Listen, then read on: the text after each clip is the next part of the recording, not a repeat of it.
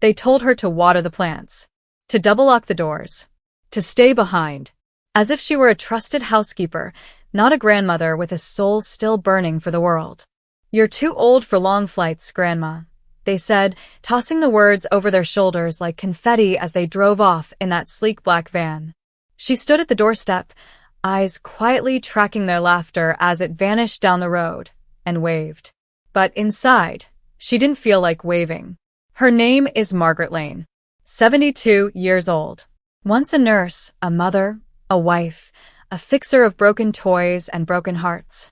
Now, apparently, just a placeholder. No seat on the plane. No mention in the itinerary. No room in the memory of her own family's dreams. Just a role in the background. Muted. Obedient. The next morning, she opened the mailbox and found the envelope. A travel agency slip containing 4 unstamped tickets. Athens. 2 adults, 2 children. Departing in 3 days. Her name wasn't on any of them. Of course it wasn't. She carried them inside, placed them gently on the kitchen table, then brewed tea. That's what she did now when something punched her in the chest. Tea. Sit. Breathe. But her hands trembled. Not from age. From clarity. She reached for her old address book. Dialed the number of the agency. "I'd like to cancel some flights," she said. The girl on the line hesitated, surprised. "Can I ask why, ma'am?" "No," she answered. "Just cancel them." That was the beginning. Not the kind of beginning marked by cake and confetti, but the quiet kind. The kind that happens when a person, overlooked for decades, begins to see themselves again. She sat down in the armchair where she used to rock her son to sleep. The photo of Paul, her husband, still smiled from the mantel. Gone 20 years. If he were here, he wouldn't have let this happen. But he wasn't. And no one else saw her. So she saw herself. There was $12,000 in her savings. A few thousand more in bonds. No debts. No responsibilities. No one checking in. Not anymore. Margaret booked a flight. Athens. Aisle seat. Then she called Carol from next door. "Would you water the plants?" "Of course, hon. Going somewhere?" "Just a little trip," she replied. She packed light. Comfy shoes. A navy blue dress she hadn't worn since Paul's funeral. Not because it made her sad, but because it made her feel sharp, and she'd forgotten how to wear anything that made her feel sharp. That night, she sat on the porch. A soft wind curled through the ivy. She imagined their faces when they realized she was gone. Maybe they'd call. Maybe they wouldn't. She didn't care. For once, she wasn't staying behind. At the airport, the young gate agent smiled the way young people do when they see elderly women traveling alone. Polite. Pitying. "Enjoy your flight, ma'am." Margaret didn't reply. She gripped her suitcase in one hand and her boarding pass in the other, like a shield. The terminal buzzed around her with metallic announcements and people tangled in their own chaos. But she moved like she belonged because pretending to belong is part of the truth. That she'd learned over years of becoming invisible. On the plane, she sat by the aisle. A young man slid into the seat beside her at the last minute. "Long trip?" he asked. "Long enough," she said. He smiled and left her alone. She slept most of the flight. The kind of sleep that isn't restful, but is necessary. The kind that keeps grief from boiling over into rage. When she woke, the Mediterranean glimmered below. Endless, unapologetic blue. That was the moment. The moment she realized she'd done it. She wasn't here to sightsee. She was here because they told her not to come. Athens was heat and stone and olive trees. She found a small pension on a quiet street. Clean. Simple. The woman at the desk spoke English and called her Madam, like it still meant something. That night, she didn't cry. Just sat on the edge of the bed, staring at the tiles. Sometimes grief isn't tears. Sometimes it's the silence that follows decades of being unwanted. The next morning, light filtered through the shutters in a way that felt like memory. She reached into her bag and found a lipstick she hadn't used in years. A shade she wore back when life hadn't turned beige and apologetic. Just a little. Just enough to feel awake. She asked the woman at the front desk for somewhere quiet. Try Antibiotica, she said. Old, peaceful. So Margaret went. White houses, winding alleys, cats curled in flower pots. She walked until her feet ached. Then she sat on a stone bench and just existed. No one looked at her like she was a relic. No one told her to go home. She thought of her granddaughter Lily, 16, always sending filters and selfies. She wondered what Lily would say if she saw her here. She bought a postcard. Wrote, "Dear Lily, guess where I am? Greece. The sea is bluer than you can imagine. Love, Grandma."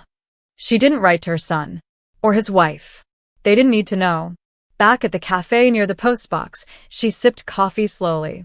The way her mother once did, back when mornings were soft.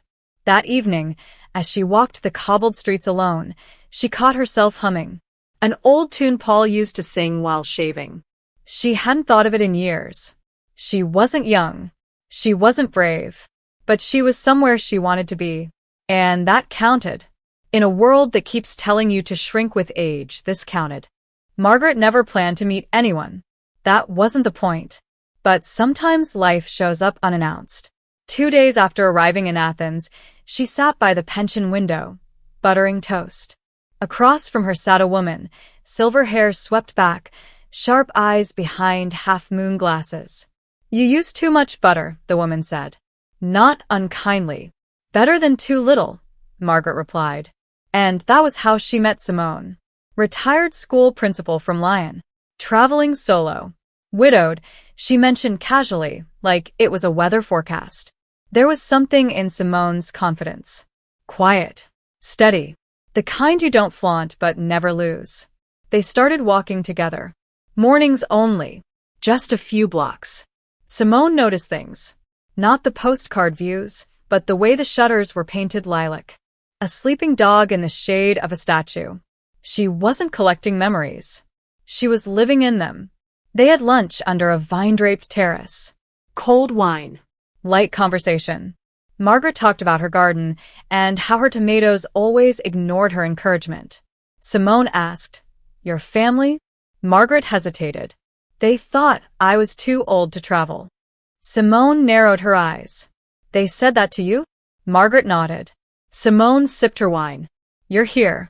So, they were wrong."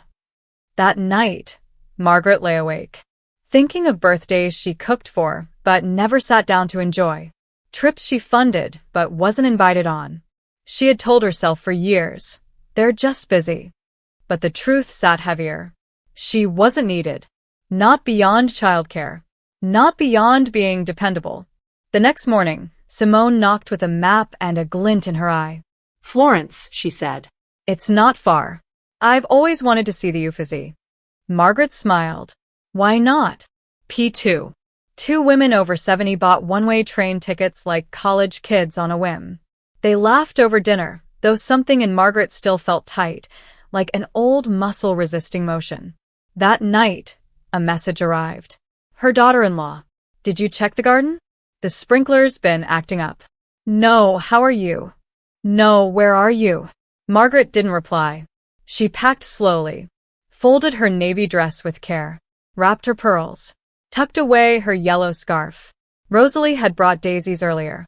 "Because you look like someone who appreciates flowers without needing a reason." Margaret placed them on the windowsill. That night, she turned off her phone. No pings. No alerts. No one to check in with. No one to ask for permission. She was an active aging senior reclaiming not just her freedom, but her voice. One step at a time. Part of a quiet revolution. The kind of story often untold, yet burning with truth. This was one of those elderly wisdom stories that rewrote the script of what aging should look like. The train to Florence left just after 9. Margaret and Simone sat in a quiet car, their small bags tucked overhead, a paper bag of croissants between them. Simone read a mystery novel in French while Margaret stared out the window, watching the landscape shift from dusty towns to golden hills stitched with vineyards. It reminded her of a painting Paul once found at a flea market. The frame was chipped, but the view inside had always made her wonder what else might be waiting just beyond routine. They didn't talk much. That was the comfort of Simone. She didn't need to fill silence. When the train curved gently around a hillside, Simone offered the last croissant without a word. Margaret took it, smiled. That was enough. Florence greeted them with warm light and narrow streets. Their hotel had an elevator that groaned and heavy brass keys that belonged in another century. Their room looked out over a courtyard strung with laundry lines and red-tiled rooftops. "I want to see Botticelli," Simone said, dropping her bag. "And maybe something ridiculous and expensive I'll never wear." They did both. The Uffizi was crowded. Loud. Tourists craning necks and phones.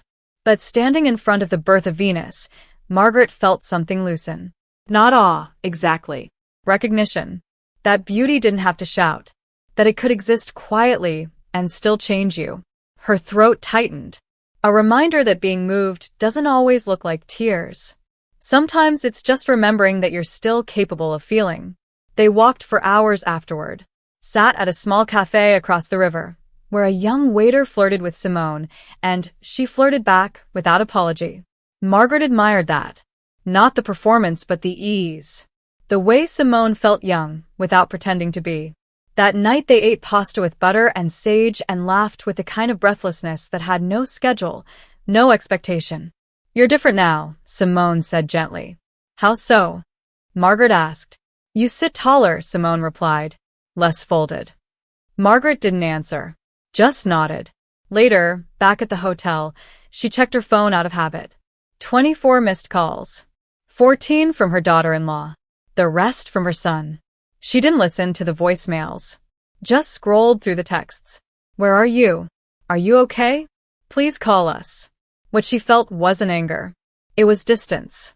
Not coldness, but clarity. Space wide enough to breathe. The next day, Simone slept in, so Margaret wandered alone through quiet streets. She found a little shop with linen skirts and silver earrings.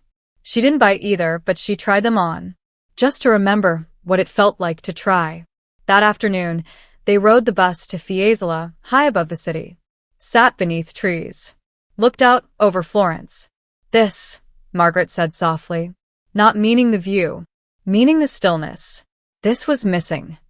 Simone nodded like she understood. Back at the hotel, another message waited. "Mom, did you cancel our vacation on purpose? We got to the airport and never mind. Just please call. We're worried." She turned the phone off. That evening, as they walked back from dinner, Simone asked, "So, where next?" Margaret thought for a moment. "Lisbon," she said. "I've always wanted to hear Father live." Simone grinned. "Let's go then." Lisbon welcomed them like an old friend. A little worn, a little uneven, but full of music and heart. Their guest house had blue shutters and tile walls. Their balcony overlooked a square where children kicked a ball between benches. That first night, Margaret stood there for a long time, letting the city settle into her chest. Simone wasn't feeling well the next morning. A low fever. Aching joints. "It's nothing," she insisted. "Go out. See the city." But Margaret stayed. Made tea. Read aloud from a book they'd picked up in Florence. Simone dozed mid-sentence, her face more peaceful than Margaret had seen in days. It reminded her of Paul. His last days in the hospital. The little acts of care no one ever talks about. The kind of love you don't post online. That's when she understood something profound. She'd spent her life looking after people, children, grandchildren, even the family dog, but this, sitting by Simone's bedside, was an obligation. It was choice. That evening, Margaret cooked eggs, bread, and fresh tomatoes from a vendor who smiled like they were old friends. They ate on the balcony wrapped in shawls. Simone's color had returned. "Thank you," she said. "For the eggs?" Margaret asked. "For not leaving." The next morning, Margaret woke to the sound of Father rising from the street. A man singing below. Rough in parts, but raw. Honest. She stood barefoot on the balcony and let the melody soak in. When Simone was ready to go out, the city had come alive. They passed a church with its doors flung open. Margaret didn't enter. Just watched a woman light a candle and kneel, holding something invisible between her palms. Back at the guest house, her phone buzzed. 5 new messages. Her daughter-in-law again. This isn't funny, Helen. And then, we're not sure what to tell the kids. And from David, you've made your point. Had she? Margaret hadn't spoken a single word since they left her behind. Simone saw her reading. Didn't ask. Just poured tea. That night, they found a fado bar tucked in an alley. No tourists. Just locals. One woman on stage, her voice like rusted silk, singing of loss and strength, of being left behind and choosing to rise anyway. She wasn't singing for Margaret, but Margaret understood every word. The letter came folded in thirds, slipped under the guest house door in the night. No envelope. Just her name, in her son's handwriting. Mom, we don't understand what you're doing. The kids are confused. Amelia cried. If you're trying to punish us, you've made your point. Come home. Please. David. There was no I'm sorry. No mention of what they'd done. Only concern for the aftermath. She folded the letter and tucked it in the drawer. Simone noticed but said nothing. Are we having breakfast, she asked, or mourning the weak penmanship of disappointing sons? Margaret laughed. It caught her off guard. They ate in the courtyard. Sunlight filtering through vines. The quiet work of healing beginning. This was one of those senior empowerment stories that rarely makes the news, but changes lives in quiet kitchens and cobblestone alleys. It was the story of a woman refusing to shrink, of someone living her elderly vitality tale in real time. Later that day, as Simone sketched tram routes and plotted their next adventure, Margaret sat alone by the river, watching the boats drift by and pigeons quarrel over crumbs. Her hands were folded in her lap, still, as if honoring a quiet ceremony. She thought of Amelia, 16, vibrant, too much eyeliner and too many dreams. The last time they spoke, Amelia had called her the egg whisperer while asking how to fry an egg. Amelia didn't know about the canceled tickets. Probably thought they'd forgotten to invite Grandma again. Or worse, that Grandma had chosen not to go. Margaret pulled out her phone, typed a message. Sweetheart, I'm fine. I'm traveling. Not angry, not hiding. Just needed a bit of sky. Don't worry. Love you. She hit send before doubt could climb in. Half an hour later, Simone found her with 2 paper bags. Pastéis de nata, she said. You can't leave Lisbon without trying these. They sat and ate in silence, letting the shadows lengthen. That evening, the guest house manager stopped them in the hall. Mrs. Lane, he said, your daughter-in-law called. She says the children miss you. Margaret nodded. Thank you. Would you like to call her back? He asked hesitantly. No, she replied. He didn't press. That night, Margaret slept like someone who no longer needed to be needed. A soft, anchored sleep. The kind that follows release. In the morning, Simone brought 2 train schedules to breakfast. One to Madrid, one to Seville. Your pick, she said, sipping her tea like a secret. Margaret looked out the window. The air smelled like roasted chestnuts and old rain. Seville, she said. Let's see what else they think I'm too old for. Seville was heat pressed into stone, music echoing from every corner. Their hotel sat between a bakery and a shoe shop that smelled of leather and dust.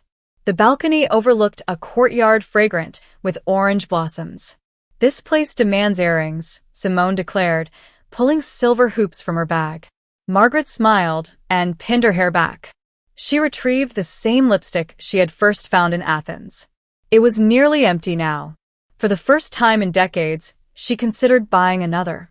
That night, they wandered the streets, letting the city lead.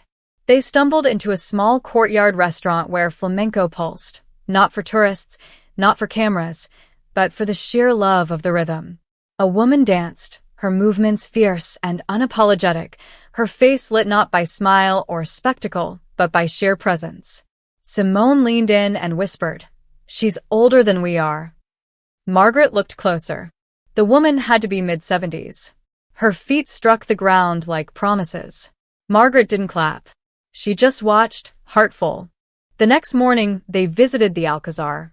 Its arches told stories.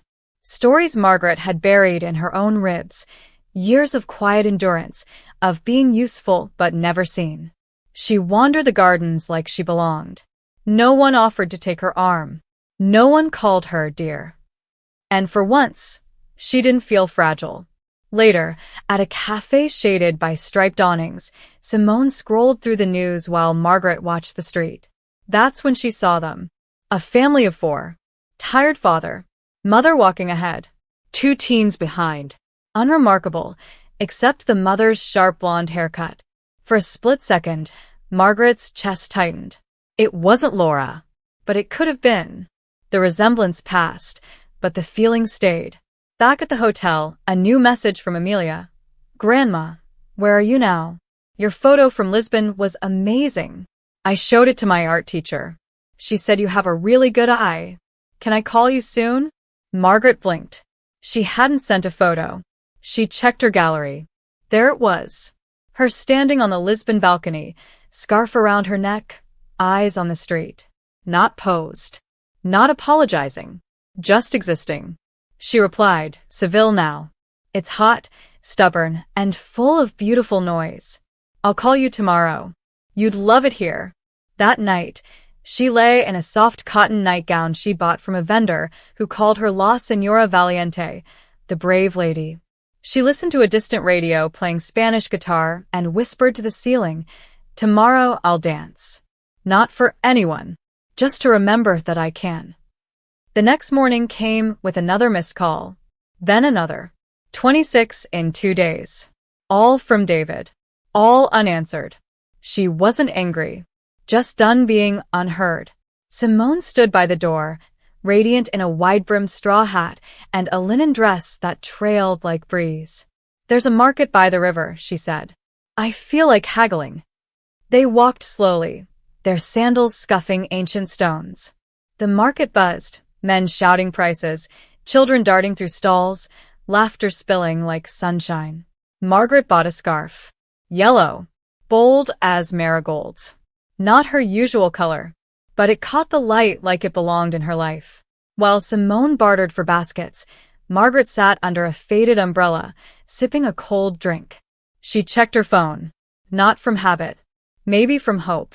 A voice memo. From Amelia. Grandma, I don't know if you'll hear this, but I miss you. Mom and Dad think you're trying to prove something. I don't. I think you just got tired of being left behind. I would have been, too. Please call. Even if it's just for a minute. Margaret listened once. Twice. Again. That last line cracked something open. She walked back to the hotel alone. Yellow scarf in her lap. Then she called. Amelia picked up on the second ring. Grandma. The sound trembled. Doors closed in the background. A kettle. Footsteps. I'm here, sweetheart, Margaret said softly. Oh my God, Amelia whispered. I thought you'd gone totally rogue. Not rogue, Margaret smiled. Just found something I didn't realize I'd lost. What? Amelia asked. Myself. They talked for 15 minutes. School. A boy. A painting she'd started. At the end, Amelia asked, Are you coming back soon? I don't know yet, Margaret answered truthfully. Can I see you when you do? Of course, baby. When they hung up, Margaret felt lighter. Not because things were fixed, but because truth had passed between them. And truth always clears the air. Simone returned with olives and triumph. Victory, she declared. They ate on the balcony, watching the sky turn molten. I think they're starting to understand, Margaret said. Who? My family, Simone chewed thoughtfully. About time. That night, Margaret didn't sleep much. Not from restlessness. From something deeper. A new weight. Not heavy, just solid. The feeling of finally standing on your own feet after drifting for too long. In the morning, she wore the yellow scarf, not for flair. For truth. This was the heart of inspirational senior stories. Not the flash of reinvention, but the quiet unfolding of self-respect. This was the story of defying age stereotypes without fanfare. Just by walking, seeing, choosing. This was active aging in its most profound form. The train to Granada hummed along the tracks, slow and steady. Simone hummed too, something low and familiar, a tune Margaret first heard on the way to Lisbon. She raised an eyebrow. You're humming, she teased. Simone shrugged. We're going to the Alhambra. I hum for architecture. Margaret smiled and folded her hands in her lap, eyes drifting to the countryside. Olive groves gave way to winding hills. The landscape didn't demand attention. It simply existed, full of soft dignity. When they arrived, Granada surprised her. Quieter than she expected. Not silent, just respectful. As if the city knew what it held and saw no need to shout. Their inn was modest, run by a man who looked like he used to be someone's favorite uncle. Their room offered a view of red rooftops and drying laundry. Real life, not curated. Margaret sat on the terrace alone that evening while Simone napped. She scrolled through messages, not to respond, just to prove to herself she could look without reacting. And then she saw it. A message from David. Just one line. Mom, did we lose you? No guilt. No drama. Just an acknowledgement. Maybe the first real one. She didn't reply. Instead, she opened a small notebook she'd bought weeks earlier in Lisbon. The pages had been blank until now. She began to write. Things I've never said out loud. I wasn't always tired. I just got tired of not being seen. Every time you called me old-fashioned, I swallowed a sentence I should have said. I still remember you at 5, handing me a rock you called precious. That was the last time you gave me something, just because. I miss being called by my name. She didn't cry. She wrote. That was enough. The next morning they climbed the hill to the Alhambra. The path was steep. Her knees protested, but she kept going. Not to prove anything. Just to see it for herself. And there it was. Arches and fountains, tiles carved with care, stone walls whispering stories that time had forgotten but never erased. Simone snapped a photo of her sitting on a bench framed by light and shadow. You look like someone who remembered something important, she said. I did, Margaret replied. I remembered I was never just someone who stayed behind. Back at the inn, a message from Amelia waited. Her voice was tight, protective. Grandma, I think Dad knows something really changed. He asked if I'd heard from you. I said yes. He looked scared, like he knows he can't fix this with flowers. I told him you're not angry. You're just done. I hope that was okay. Margaret smiled. It was more than okay. She sent Amelia the photo from the Alhambra. No caption. Just the image of herself, standing tall, hands on her hips, the world behind her. Amelia replied with a heart. Just one. And that was exactly enough. That night, Rosalie, brighter, steadier again, brought out train schedules. The coast, she said. I want to hear the ocean again. Yes, Margaret said without hesitation. Not because I need the view. Because I finally have the space to want something again. They took the early bus to Cadiz. Simone claimed sea air helped her lungs and her posture. Margaret suspected she just liked the way wind tangled her hair. The ride was long, but Margaret didn't mind. She watched the landscape flatten and expand, scrub, salt marshes, then the sea. Wide and blue and breathing.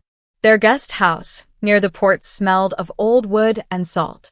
From their small balcony, they watched fishing boats drift in at dusk.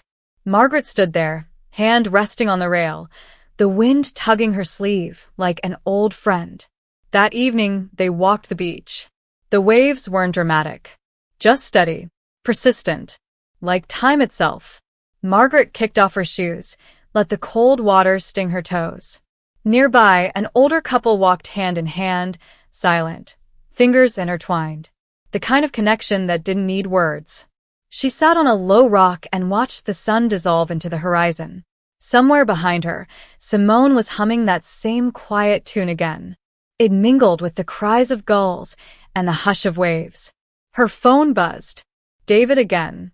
Please, just let us hear your voice. She didn't move for a long time. Then, slowly, she opened her voice memo app. Pressed record. No script. No performance. Just truth. David, I'm not angry, but I am changed. I spent most of my life waiting to be asked, to be needed, to be seen. And I was, sometimes, But mostly, I was the background to your lives. I'm not saying this to make you feel guilty. I'm saying it because it's true. I love you. I always will. But I'm not coming back to the role you gave me. If you want me in your life, it can't be as a backup plan. Or a babysitter. Or a name on the emergency contact form. It has to be as a person. A whole one. I hope you understand. Good night. She sent it. The sea whispered something in a language she almost understood. Back at the room, Simone looked up from her book. You sent it. I did. How do you feel? Like I finally said the thing I've been swallowing for 20 years. Simone smiled. About damn time. That night, Margaret dreamed of hallways lined with closed doors. She walked slowly, barefoot, brushing each handle. Behind her, one by one, the doors clicked open. She didn't look back. In the morning, there was no reply from David. But there was a new message from Amelia. A drawing. Margaret on the beach. Scarf around her neck. Hair blown sideways. Below it, she looks like she remembered who she was. Margaret stared at it for a long time, then turned to Simone. Let's go dancing tonight. Dancing. Simone blinked. Do your knees even allow that? Margaret grinned. They'll learn. The bar wasn't for them. Not really. A converted warehouse near the docks. Dim lights. Loud bass. A haze of perfume and history. But they went anyway. Simone wore her silver hoops. Lipstick precise. Margaret tied the yellow scarf in her hair, not around her neck. Like a ribbon she'd earned. They didn't look like they belonged. But belonging had never done Margaret much good anyway. They found a table in the back. Margaret watched the dancers. Young. Wild. Beautiful in their imperfection. A man in his 60s twirled a woman Margaret's age. They laughed like children. Margaret stood. Where are you going? Simone asked. Out there. Alone? Yes. She stepped onto the floor. No partner. No permission. Just movement. At first, her limbs felt borrowed. But the beat pulled her forward. The years fell off like dust. She danced, not gracefully, not expertly, but fully. A young man passed by, smiled, offered his hand. She spun once, laughed, let go. She didn't need him. She had her own rhythm now. Simone joined her. They danced like schoolgirls at a reunion. Breathless. Free. They stayed for hours. When they returned to the guest house, barefoot and flushed, they collapsed on the bed like teenagers sneaking back in. That was irresponsible, Simone gasped. I know. I loved it. I know. Margaret's back ached. Her knees would complain tomorrow. But her chest felt wide open. She checked her phone one last time. No response from David. But another message from Amelia.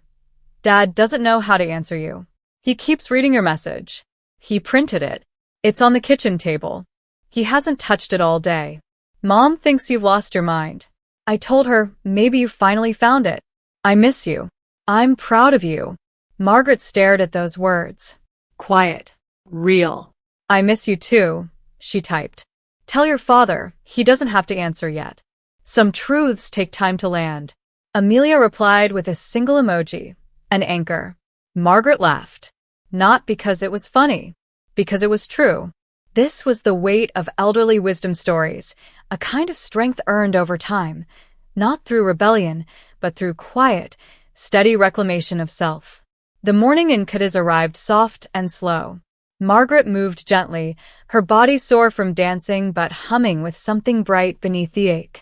Simone was already dressed when Margaret stepped out of the bathroom, linen fluttering around her like wind. There's a market near the river, she said. I feel like haggling.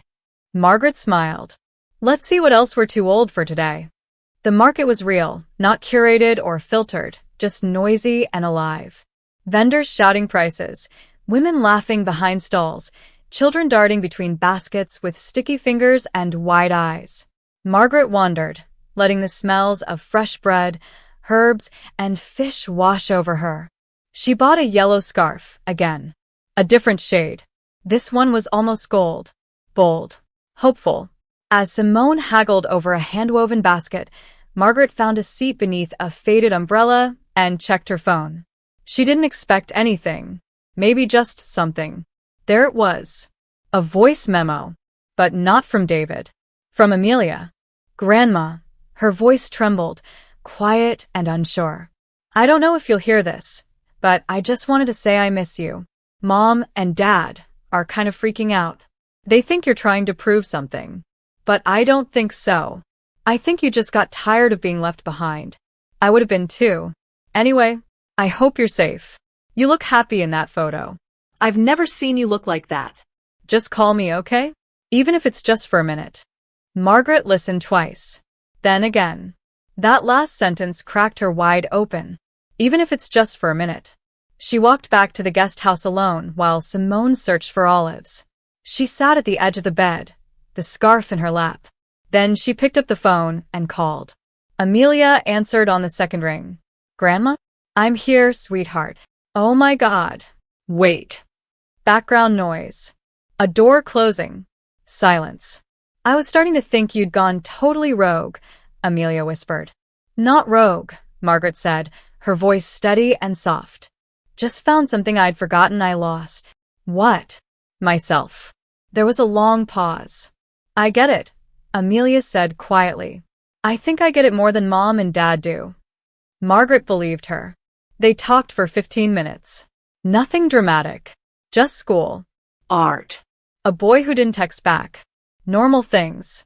Precious things. Are you coming back soon? Amelia asked carefully.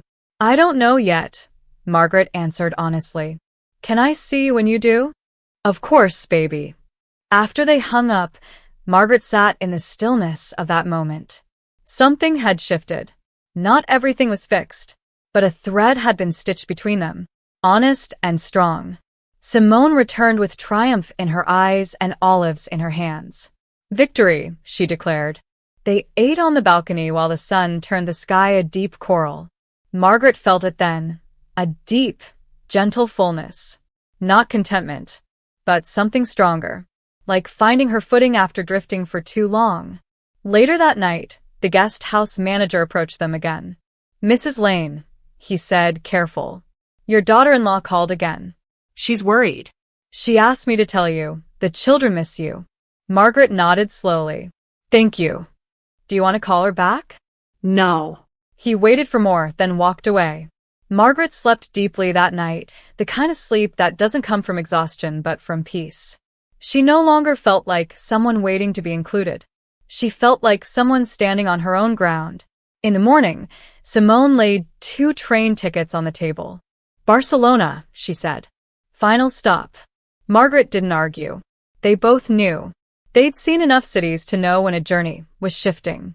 When movement becomes stillness in a different form. Barcelona met them like a painting, bold, bright, impossible in its beauty. They stayed near Elborn, in a small hotel with high ceilings and windows that opened wide. That afternoon, they walked slowly, as if savoring the rhythm of each step. The city hummed, but not for them. It hummed because that's what it did, and they moved through it without needing to claim it. At dinner, they sat tucked between 2 bookstores. Margaret ordered fish. Simone ordered soup. They talked about small things. Shoes. Weather. The tiles in their hotel. But underneath was a current that neither named. The awareness that something was ending, not the trip, but the part of themselves that had needed to prove anything. That night, Margaret sat on the balcony, her notebook open on her lap. She turned to a fresh page. Things I know now. People don't notice your silence until it costs them something. Leaving isn't the same as running away. You can start over at 72. Some doors don't need to be slammed. Just closed, softly but firmly. Your voice isn't gone. It's waiting for you to stop asking for permission. She paused. Then added one more. Forgiveness isn't for them. It's for your own breath. The next morning, a message arrived. From Laura. Not long. Not rehearsed. Just real. Helen, we've all been talking. David doesn't know how to reach you anymore. He thinks anything he says will come out wrong. I told him sometimes listening matters more. We didn't mean to leave you out. I know that doesn't fix anything. But it's the truth. We thought it would be easier. We told ourselves you'd be more comfortable at home. That was a lie. We were afraid of your age. Not because of your limitations, but because it reminded us of our own. I'm sorry. If you ever decide to come home, we'd like to start over. No expectations. Just you as you are. Margaret didn't cry. She sat very still. It wasn't an apology that erased anything. It was an opening. Later, as she quietly packed her scarf, Simone looked over. Home eventually? Margaret nodded. Yes. You sure? I am. Simone smiled. Well, it's about time you threw the last punch. Margaret laughed. It wasn't a punch. No, Simone said. It was a door. Opening. 2 days later, they hugged goodbye at the train station. No tears. Just soon. Margaret returned to the guest house alone. Ordered one last glass of wine. Sat by the window with her scarf on the table, her shoes by the door. She didn't feel finished. She felt full. Tomorrow she would buy a ticket. Not back to the house they told her to watch, but back to the life she finally chose. This was senior wellness, not in yoga poses or food trends, but in the simple act of truthfully inhabiting your own skin. She wasn't running away. She was running toward. The airport felt different this time. Less like a departure, more like a pause. Margaret didn't feel like she was leaving something behind. She felt like she was carrying something home. Not a souvenir. Not regrets. Herself, finally whole, no longer hidden beneath layers of obedience and obligation. The flight was quiet. She didn't watch a movie. Didn't read. Just listened to the hum of the engine and let the land below flatten into memory. No one was waiting when she landed. She didn't expect them to be. The air was heavier here, the sky a little duller, the streets lined with trees that had stood still while she'd been dancing across Europe. She didn't mind. The cab ride was short. The driver talked too much. She answered politely, but mostly watched the world go by, her old world. The bakery where she once took Amelia for sprinkles and tea. The park where David broke his arm climbing too high. The pharmacy where Laura once stood beside her, nervous and young. They weren't bad memories. Just distant. Like someone else's handwriting in a book she used to love. Her house was exactly as she'd left it. Porch clean. Plants watered. Key turned smooth in the lock. She walked from room to room, touching things as she passed. The back of the couch, the chipped ceramic bowl, the frame of Paul's photo. Nothing had moved, but everything felt changed. As if the house had been waiting too. She didn't unpack right away. Just made tea and sat at the kitchen table with the window open. Let silence come back like an old friend. Her phone buzzed. Are you home? Amelia. Yes, she typed. 10 minutes later. Can I come by? Yes. Doors open. Amelia arrived 20 minutes after that. No announcement. No performance. Just a quiet, long hug that lasted until it didn't need to. She dropped her backpack on the floor and sat across from her grandmother, like someone ready to listen, not to fix. You look different, Amelia said. You do too. They sat for a while, just being. Then Amelia pulled something from her bag. A small notebook. I've been writing one too, she said. Margaret raised an eyebrow. One what? A list. Like yours. Margaret blinked. You read it? In the photo, Amelia smiled. You left the notebook open. I only read a little, but it didn't feel like spying. It felt like you wanted someone to know. Margaret nodded. She wasn't ashamed. She was seen. Amelia handed over her notebook. On the first page, things I refuse to inherit quietly. The belief that women outgrow desire. The idea that aging equals decline. The habit of saying I'm fine when I'm not. The silence that follows being told I'm too much. The shame handed down like furniture. Margaret read each line slowly, then looked up. This girl, this young woman, had watched her disappear and return. You're going to be okay, she whispered. Because you were, Amelia said. They spent hours together. Soup simmered on the stove. They talked about Rosalie, about dancing, about Barcelona. Amelia laughed so hard, she spilled her tea. You're kind of a legend, she said, half joking. No, Margaret replied, smiling. I'm just finally myself. Before leaving, Amelia handed Margaret a drawing. It was the same beach in Cadiz, the same waves, the same yellow scarf. But in this version, the figure stood with arms wide open, head tilted to the sky. She didn't come back the same. And that was the point. Margaret placed the drawing beside Paul's photo on the mantel. He would have understood. The next morning, a letter arrived. Real paper. Blue ink. David's handwriting. Mom, thank you for the tea. For letting us sit in the silence. I see it now. I don't expect to be forgiven. But I'd like to try. Not to erase anything. Just to build something better if you're willing. No promises. No pleading. Just effort. She folded the letter and didn't reply. Not yet. Some silences are meant to be honored. She didn't go to dinner right away. Let the invitation sit. Days passed. A week. She watered her own plants. Cooked for herself. Walked in the mornings. Not to prove a point. Just to feel the shape of her life without them in it. And it was a good shape. Not loud. Not brittle. Just solid. Dignified. Hers. One day, she called David. Sunday, she said. 5 o'clock. I'll bring dessert. He sounded surprised. Grateful. Careful. As he should.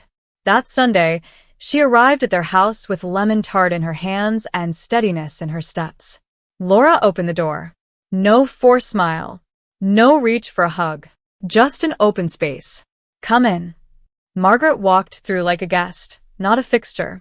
The walls had new art. The couch had moved. Life had continued. As it should. Amelia greeted her with a kiss on the cheek. I made the salad, she whispered. Don't tell Mom if it's bad. They sat around the table, plates full, conversation careful. David asked questions. Laura offered seconds. Amelia cracked jokes. Margaret answered simply. Listened more than she spoke. Toward the end, David cleared his throat. I read your notebook. Margaret looked up. What notebook? The one in the photo. Amelia showed me. She raised an eyebrow. She did. She said it was important. I saw what you weren't saying. That sounds like her. David hesitated. It hurt. Good, she said. He blinked. Good, she repeated. Because it means you finally heard me. He nodded. Laura cleared her throat. We've talked. A lot. And we want to do better. I'm not here for promises, Margaret replied. I'm here to see if you're learning. They both nodded. She brought out the tart. It was sharp. Bright. Woke the tongue up. After dessert, Amelia stood. I want to read something, she said. She pulled a folded page from her pocket. Her voice trembled. Things I want to remember. My grandmother taught me that disappearing quietly is a slow kind of death. That staying soft is not the same as staying silent. That women don't owe their energy to the comfort of others. That love doesn't require becoming small. That it's okay to outgrow your place at the table and ask for a new one. The room went still. Eventually, Laura cleared dishes. David helped. Amelia poured tea. Margaret sat back and let the quiet unfold. Not the uncomfortable kind, but the kind you earn when people are finally learning how to hold each other honestly. At the door, David hesitated. I know it'll take time, he said. I have time, Margaret replied. She reached into her bag, pulled out a thin envelope, and handed it to him. What's this? A copy of the tickets I canceled. He stared at it. I kept them, she said. Not out of spite. Out of truth. So we don't forget how easy it was to erase me. He didn't open it. Just tucked it into his pocket. They didn't hug, but they stood close. Like two people who might one day understand each other without needing to explain every bruise. That night, Margaret stood in front of the mirror. She took off her earrings, loosened her scarf, studied her face.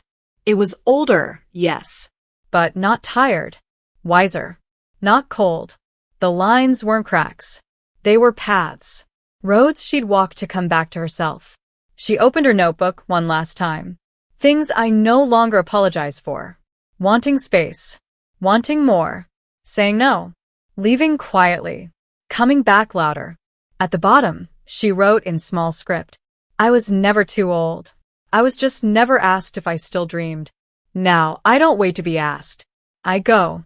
This wasn't just one of many senior travel stories. It was the anthem of an elderly wisdom story, an ode to reclaiming joy, voice, movement, self.